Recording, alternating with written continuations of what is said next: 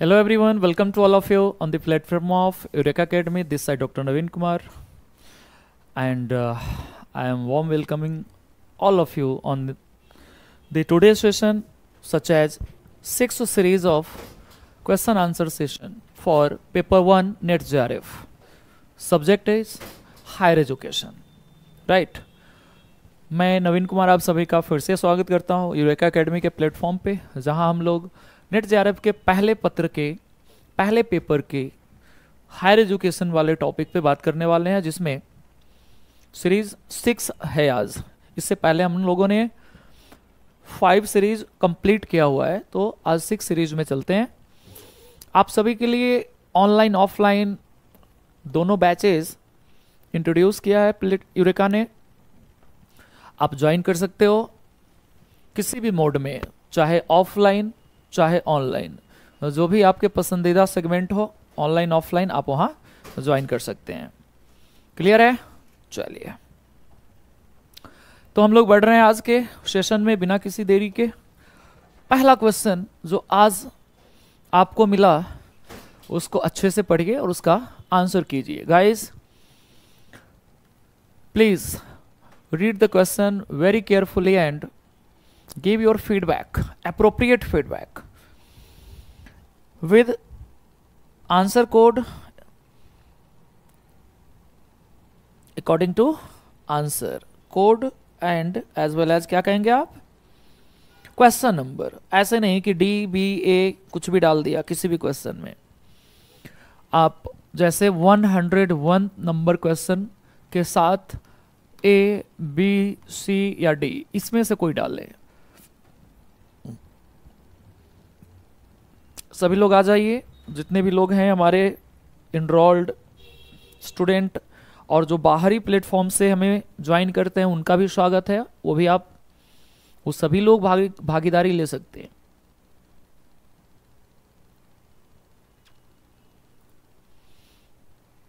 हमारा मकसद है कि आप सभी लोग अच्छे से क्वेश्चन पढ़िए, परफॉर्म कीजिए।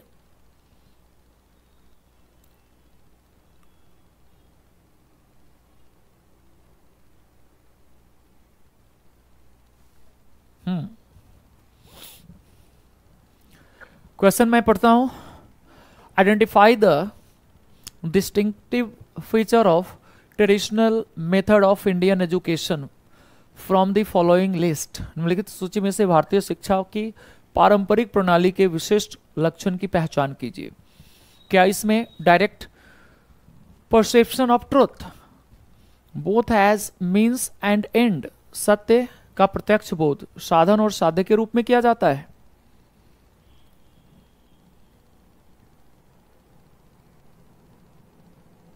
तो आप आंसर बता सकते हैं। क्या होगा आंसर? वीडियो को लाइक शेयर तो कीजिए सब लोग, इतने सारे लोग लाइव हो। वीडियो ना लाइव किया आपने ना शेयर किया आपने, ऐसे कैसे चलेगा?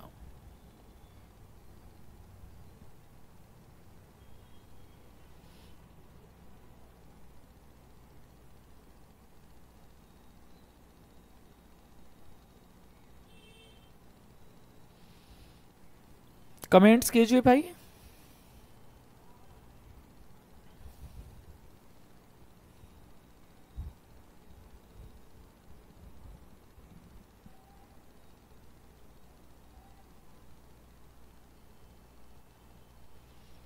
जितने भी लोग लाइव हैं प्लीज वीडियो को लाइक शेयर कीजिए।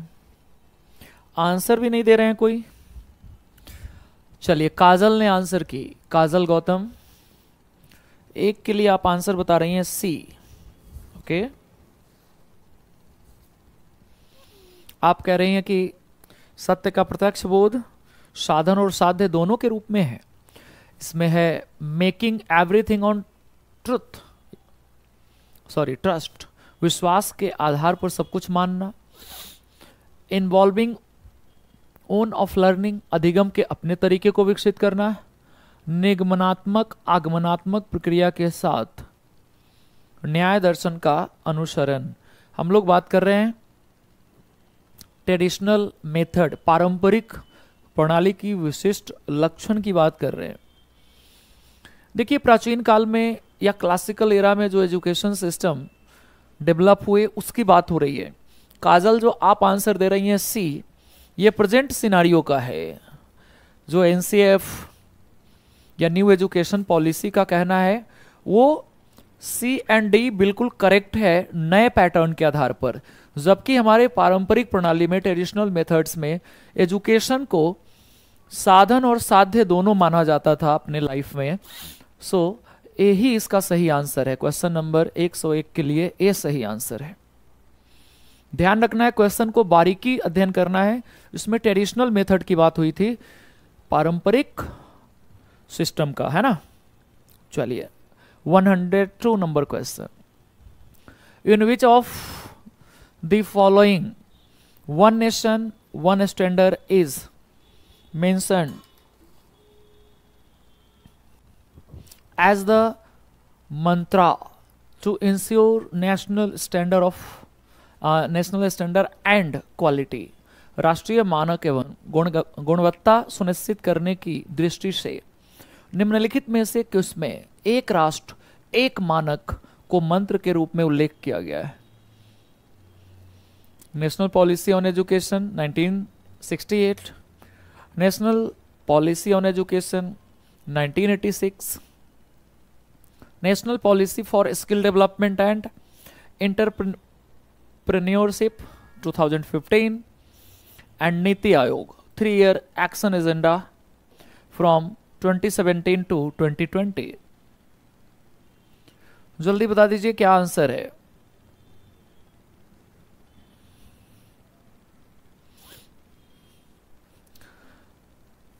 एक राष्ट्र एक मानक, वन नेशन वन स्टैंडर्ड, ये टैग लाइन आया था 2015 में।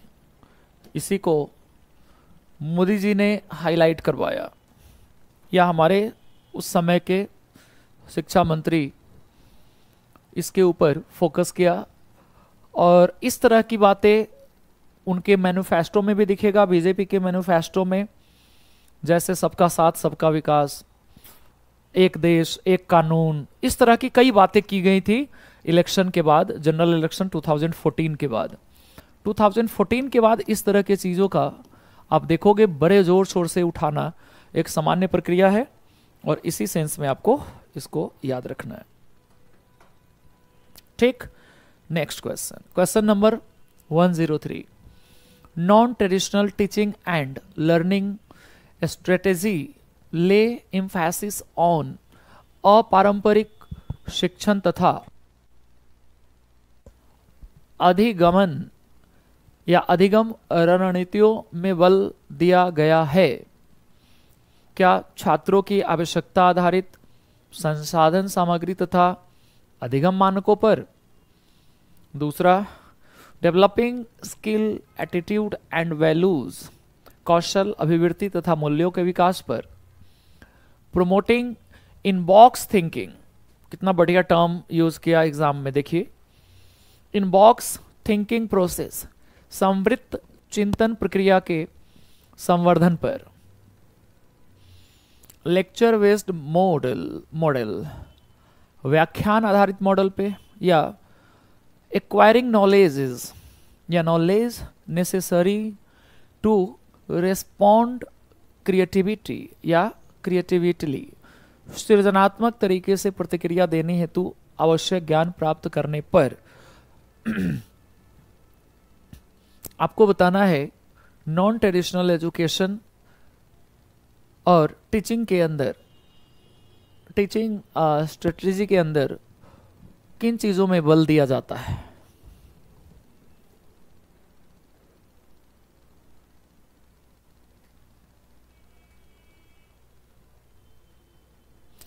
अगर आप ध्यान से देखिए तो इसमें पहला पॉइंट लिखा हुआ है student need based resources material and learning standards पे।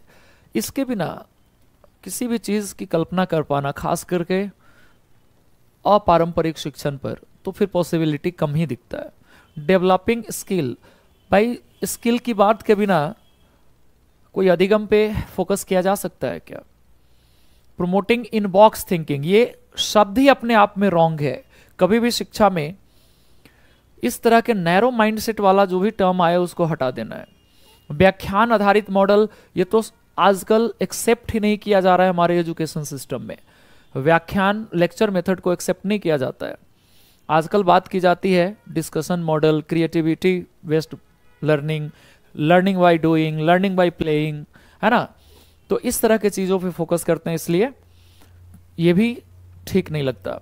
Acquiring knowledge necessarily to response creativity, yes, अभी हमने कहा क्रिएटिविटी पे फोकस करना है, इसलिए 5 भी सही ऑप्शन है। 1 2 5, 1 2 5 पहला ही आंसर है।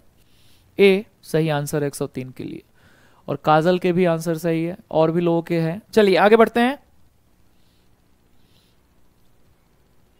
विच of the following sequence depict और depicts outcome based curriculum design for college level teaching program, निम्नलिखित में से कौन सा अनुक्रम महाविद्यालय स्तर के शिक्षण कार्यक्रमों हेतु परिणाम आधारित पाठ्यक्रम को प्रदर्शित करता है?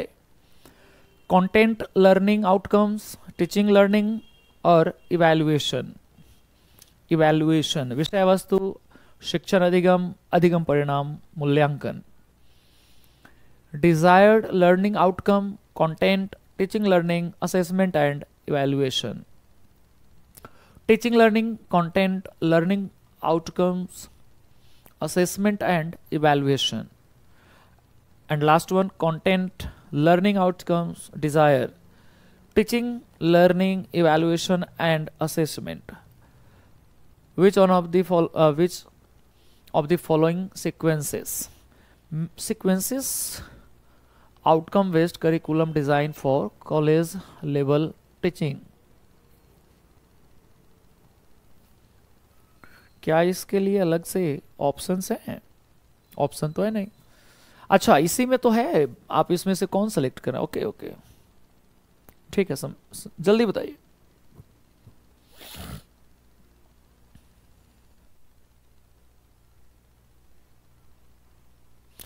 वैसे भी मूल्यांकन आप देखते हैं सबसे लास्ट का ही विषय है ना, मूल्यांकन।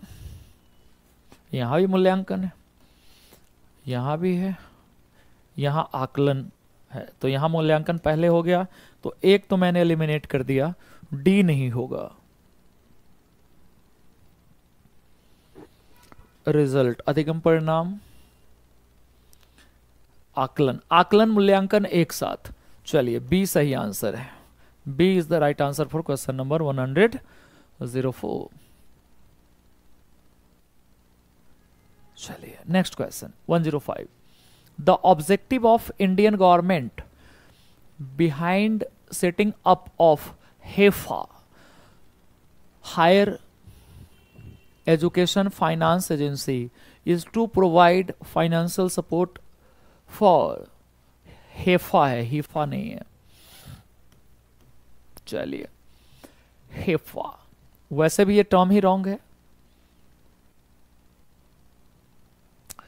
होना क्या चाहिए था? HEFA, हिंदी में भी लिखते अलग अलग। उच्चतर शिक्षा वित्तीय अभिकरण की स्थापना के पीछे भारतीय सरकार का उद्देश्य वित्तीय सहायता प्रदान करना है। किसको? देश के प्रमुख संस्थानों की अवसंरचना में सुधार हेतु, संकाय की शोध परियोजना हेतु, भारतीय और विदेशी विश्वविद्यालयों के बीच शोध सहयोग हेतु, भारतीय संस्थानों और उद्योगों के बीच शोध सहयोग हेतु। भाई इसमें उद्योग वगैरह का क्या काम है, विदेश का भी क्या काम है? केवल संकाय की शोध यानी रिसर्च प्रोजेक्ट के लिए पैसा देना, ये भी हायर एजुकेशन का कंसर्न नहीं है। सबसे इंपॉर्टेंट यही है, देश की प्रमुख संस्थानों की संरचना में सुधार हेतु। ये सही आंसर है।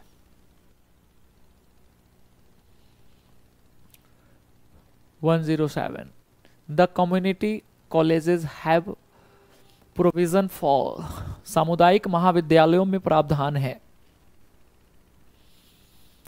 सिंगल एडमिशन, एकल प्रवेश, समवर्ती प्रवेश, मीन्स कंकरेंट एडमिशन, स्व वित्त पोषित प्रणाली, सेल्फ फाइनेंसिंग सिस्टम, और टीचिंग एट होम, घर पर शिक्षण। सामुदायिक विद्यालयों में प्रावधान किस चीज का है? सामुदायिक महाविद्यालय, द कम्युनिटी कॉलेज। सामुदायिक विकास में क्या घर लिख देना ही अपने आप में एलिमिनेट नहीं करता इस ऑप्शन को? जहां समुदाय की बात हो रही है वहां पर घर पे शिक्षा वो ऐसे भी ठीक नहीं लगता। स्व वित्त पोषित प्रणाली भी नहीं होगा सेल्फ फाइनेंसिंग सिस्टम में, फिर कम्युनिटी का क्या काम? सिंगल एडमिशन, एकल प्रवेश, नहीं। समुदाय में एकल प्रवेश कैसे? तो समवर्ती प्रवेश लिखिए, बी सही आंसर होगा 107 के लिए। ठीक है, चलिए 108 नंबर क्वेश्चन का आंसर आप लोग बताइए। An institution desires of applying for deemed to be university status must have been in existence for at least। ऐसे संस्थान जो मानित विश्वविद्यालय के दर्जे के लिए आवेदन करना चाहता हो को न्यूनतम कितने वर्षों से अस्तित्व में होना चाहिए? 5, 10, 20, 25।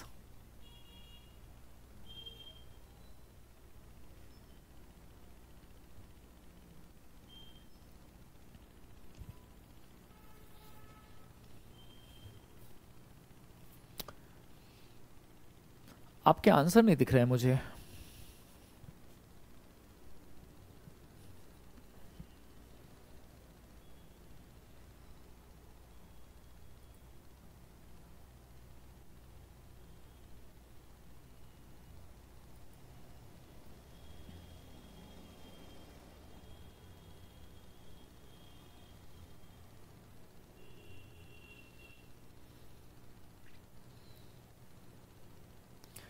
मोहित सी आंसर बता रहे हैं, क्वेश्चन नंबर के साथ लिखो मोहित। ऐसे तो मुझे पता ही नहीं चलेगा ना कि आप क्या आंसर देना चाह रहे हैं।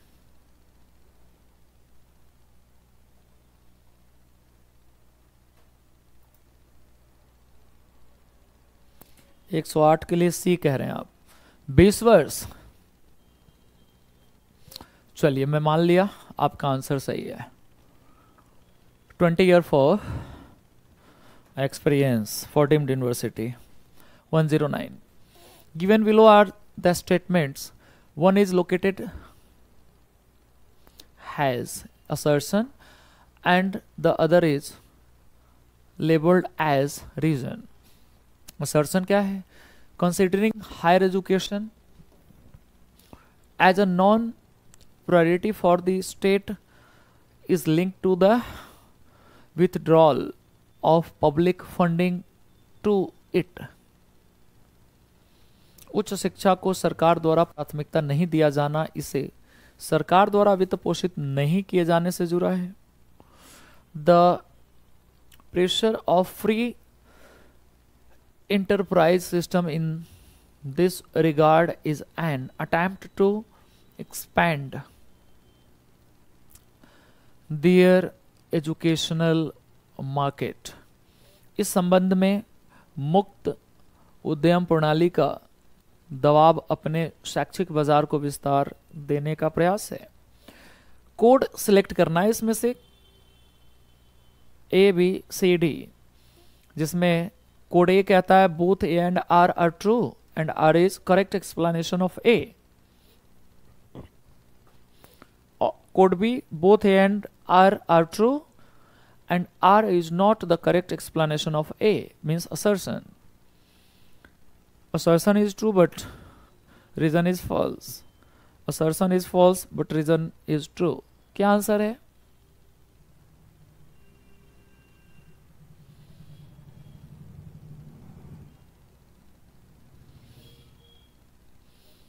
दोनों बिल्कुल करेक्ट है और दोनों, और आप कह सकते हैं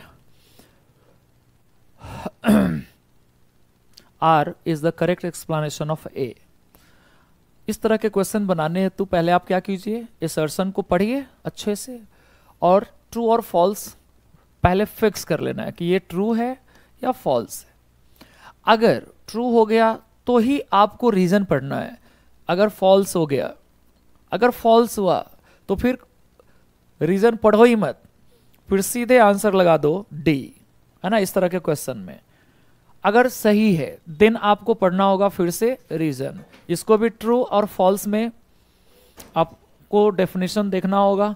अगर यहां आप कहो ट्रू है और ये फॉल्स है तो फिर आपको बहुत जल्दी कंसीडर कर लेना होगा चीजों को। दोनों सही है उस कंडीशन में आपको अब पढ़ना होगा पहले रीजन, देन पढ़िए आप असर्शन, और तब जाके आपके सही हो जाएंगे। चलिए 110, विच of the following statements is true in the Indian context, भारतीय परिप्रेक्ष्य में निम्नांकित में से किस में से कौन सा कथन सही है?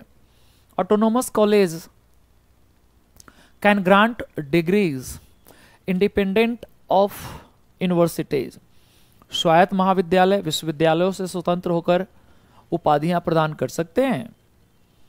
अच्छा, autonomous colleges can grant only bachelor degree independent of universities, क्या स्वायत्त महाविद्यालय विश्वविद्यालयों से स्वतंत्र होकर केवल स्नातक उपाधियां प्रदान कर सकते हैं?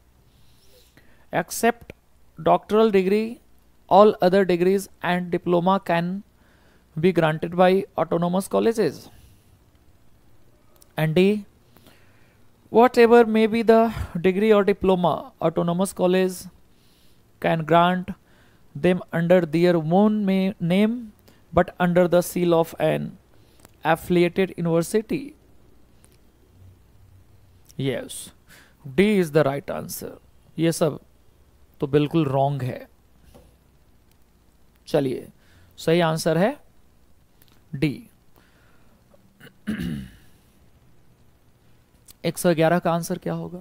The major barriers for access to higher education in India are, Bharat में उच्च शिक्षा तक पहुंच के लिए प्रमुख बाधा है। More opportunities of employment for less educated, कम शिक्षितों के लिए रोजगार का अधिक अवसर, ऐसा कैसे होगा?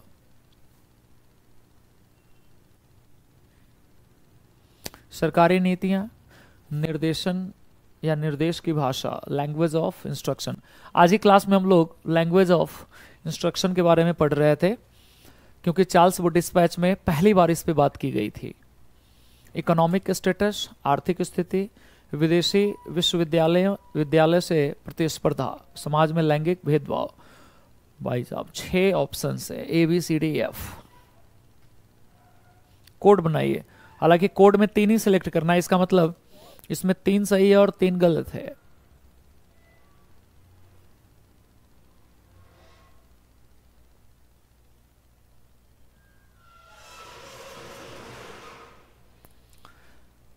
देखिए इसके ऊपर तो आप क्वेश्चन मार्क नहीं लगा सकते क्योंकि सरकार की नीति में अगर आप ढूंढोगे कमियां तो फिर अप्रोप्रिएट आंसर नहीं निकलेगा आपका। सॉरी।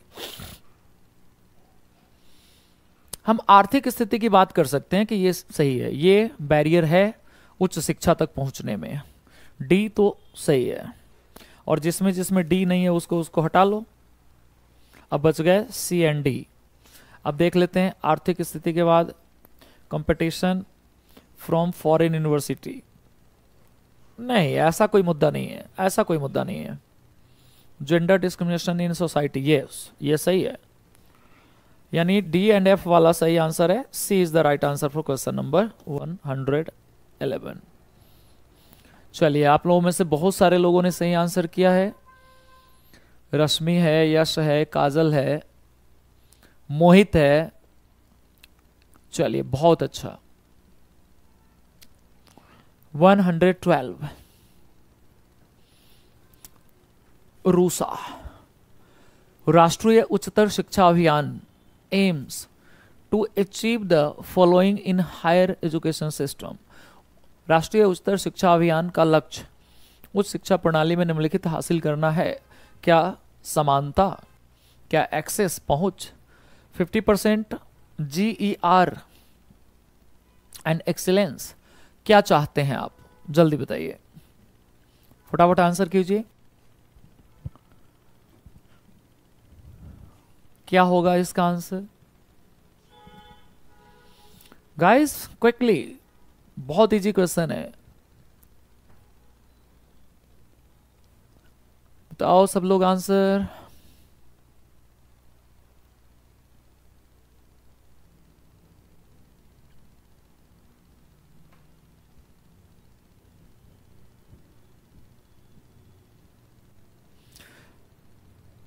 समानता बिल्कुल सही है, एक्सेस पहुंच भी सही है, उत्कृष्टता भी चाहिए, इसको हटा दीजिए। सी हटाते ही आपका सी आंसर है। चलिए, बहुत आसान था। समानता, स्वतंत्रता, एक्सेस, इन सब चीजों पे ध्यान दीजिएगा। नाउ असर्शन रीजन वाले क्वेश्चन है, इसको आप साइलेंटली पढ़िए, पीसफुली, एंड फिर आंसर दीजिए क्या होगा। इजी, इजी है, बहुत टफ नहीं है। भारत सरकार ने शिक्षा की गुणवत्ता सुनिश्चित करने के लिए उच्च शिक्षा को सांविधिक निकायों की स्थापना की है। बिल्कुल सही बात है, इसमें क्या कौन सी बुराई है? चलिए आप लोग बनाइए।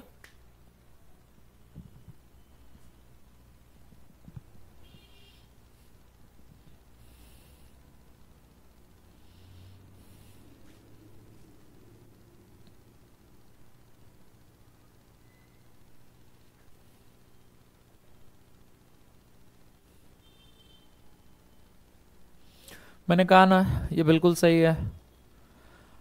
और क्या ऐसा नहीं है कि भारत में कुछ शिक्षण या शैक्षिक संस्थान ऐसे हैं जो अच्छी शिक्षा प्रदान नहीं करते? सही स्टेटमेंट है। और इसी वजह से सांविधिक निकायों की स्थापना की गई कि ये निकाय जाएं और इसको चेक करें कि कौन कौन सी संस्थान है जो अच्छी शिक्षा नहीं देती। इस वजह से नैक है जो जाके हर साल जांच करती है, और भी चीजें हैं। सो इसके लिए आपके आंसर ए ही सही है, 113 का ए होगा। 114 select the alternative feature from the following which make open universities as non traditional universities. निम्नलिखित में से ऐसी वैकल्पिक व्यवस्था को चुनिए जो मुक्त विश्वविद्यालयों को गैर पारंपरिक विद्यालय बनाती है। शिक्षण और ज्ञान अर्जन के नवाचारी तरीके, प्रवेश पाठ्यक्रम और मूल्यांकन के नवाचारी तरीके। ये तो सही लग रहा है, जल्दी बताइए आप लोग। मॉडर्न कम्युनिकेशन टेक्निक, आधुनिक संप्रेषण तकनीक, टीचर्स फ्रेंडली अप्रोच, शिक्षकों का मित्रवत व्यवहार।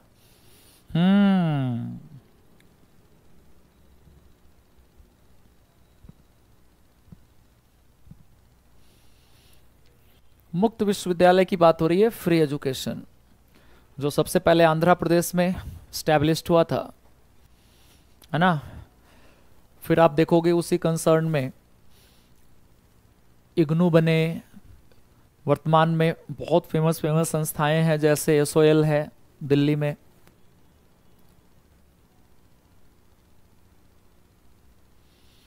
चलिए, फिलहाल आपको ये बिल्कुल अतार्किक बातें लग रही होंगी, क्योंकि डिस्टेंस एजुकेशन में टीचर के व्यवहार का बहुत ज़्यादा फर्क नहीं पड़ता, क्योंकि डिस्टेंस एजुकेशन में आप क्लासेस लेने कम ही जाते हैं। ये बनाया ही इसीलिए गया है कि आप कहीं भी बैठ के एजुकेशन एक्वायर कर सके। यही तो इसमें विशेषता थी। इसका मतलब डी को हटाइए, बाकी जो है वो सब आंसर है आपके। बी सही answer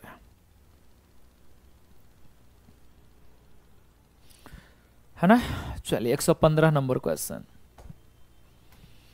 select the period in which India became a centre of higher learning. निम्नलिखित में से उस कालावधि को चुनिए जिसमें भारत उच्च शिक्षा का केंद्र बना। वाह, क्या क्वेश्चन आया है क्लासिकल एजुकेशन सिस्टम से। क्लासिकल एजुकेशन सिस्टम से क्वेश्चन है, और मैंने ऑफलाइन ऑनलाइन दोनों क्लासेस में ये कंप्लीट करा दिया हुआ है। जल्दी बताइए, गुप्त काल है क्या, बुद्ध काल है क्या, मुगल काल है क्या, ब्रिटिश काल है? ऑनलाइन में पिछले ही क्लास में पढ़ाया था। किसको सेलेक्ट करोगे आप? गुप्त काल, बुद्ध काल, मुगल काल, ब्रिटिश काल? ये तो बहुत आसान है, सब लोग आंसर दो। चलिए आंसर आना स्टार्ट भी हो गया। मोहित ने आंसर किया ए। और लोग क्या आंसर कर रहे हो? बिल्कुल सही है। इसमें भी कुछ पूछना है, इसी को तो क्लासिकल एरा कहते हैं आप लोग। इसी में नालंदा यूनिवर्सिटी फाउंड किए गए, नालंदा विश्वविद्यालय। और नालंदा विश्वविद्यालय से ऊपर भी कुछ है क्या? बिल्कुल, गुप्ता पीरियड सही आंसर है। 116 who among the following first took the initiative? पहली बार कौन इनिशिएटिव लिया for appointing a university education commission during the pre independence era? आज ही ऑफलाइन क्लास में पढ़ाया था। क्या लॉर्ड कर्जन ने ऐसा किया, क्या लॉर्ड रिपन ने किया, लॉर्ड वेलेस्ली ने किया, या लॉर्ड विलियम बेंटिक ने किया?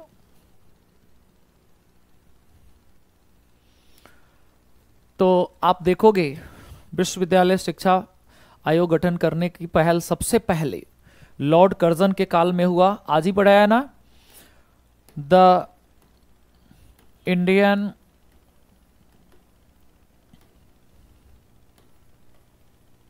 यूनिवर्सिटी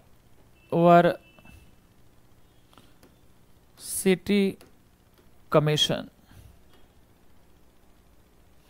ऑनलाइन क्लास में भी हमने यहां स्टार्ट किया था, बट कंप्लीट नहीं कराया, होमवर्क दे दिया है, चेयरमैन का नाम और बाकी।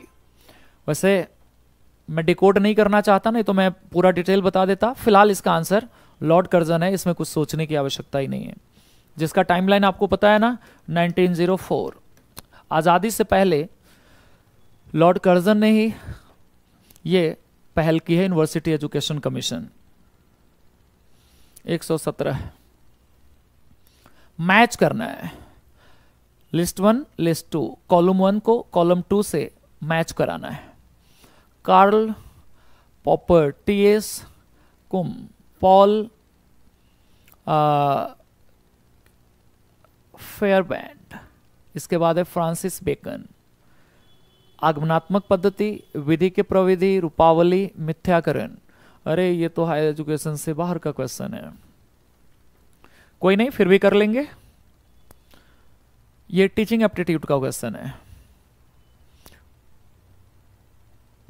H1 column with the means of taking given in column 2। कोई नहीं, जल्दी बताइए।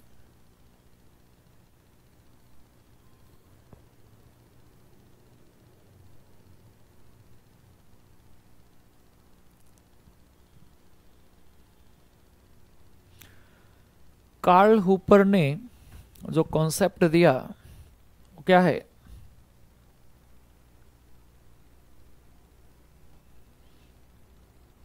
मिथ्याकरण का सिद्धांत दिया। तो पहला और दूसरा तो रॉन्ग हो गया, अब दो ही बचे आपके पास।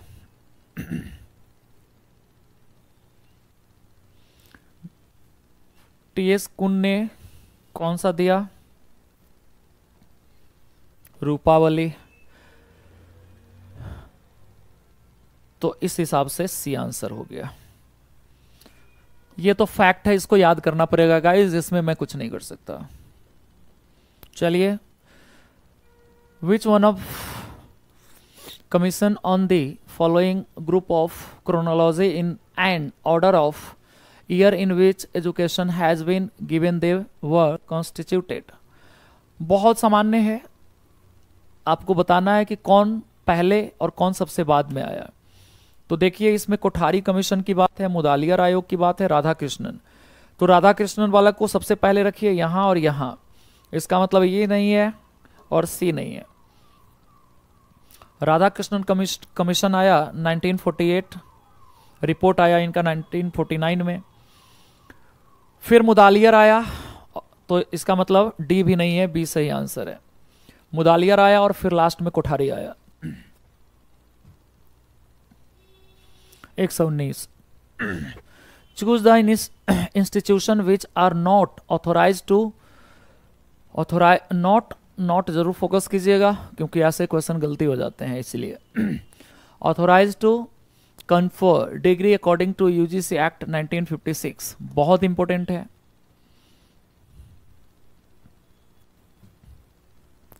नहीं पे फोकस करना है। भाषाई अल्पसंख्यक के अधीन स्थापित संस्था, मानित विश्वविद्यालय यानी डीम्ड यूनिवर्सिटी, संगठक कॉलेज, संवर्धक कॉलेज, एफिलिएटेड और कंस्टिट्यूएंट कॉलेज।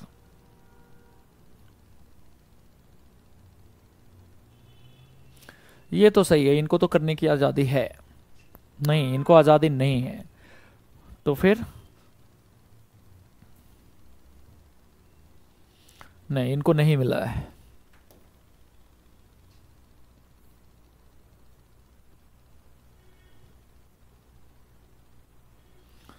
बी को डीम्ड यूनिवर्सिटी को डिग्री देने की आजादी है, तो बी है, इसका मतलब जिसमें नहीं है उसको हटा लीजिए।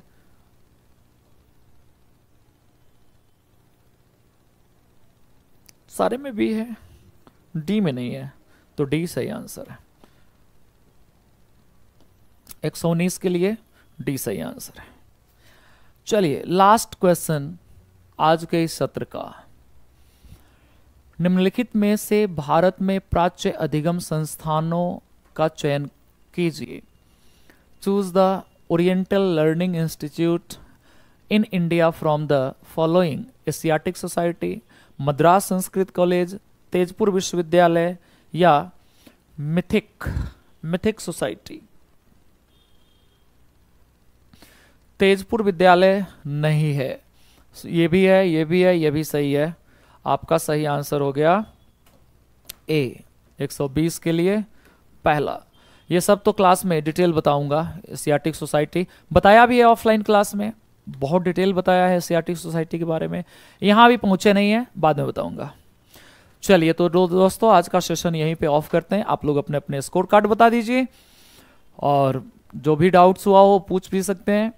जो लोग बाद में इस सेशन को फॉलो करें, देखें, तो आपसे रिक्वेस्ट है जो भी डाउट हो, जो भी लगता हो कि आपने सही किया, आपके गलत हो गए, क्यों हुए, तो आप कमेंट ड्रॉप कर सकते हो, आपको सही आंसर दिया जाएगा। ठीक है, मिलते हैं नेक्स्ट सेशन में। जय हिंद।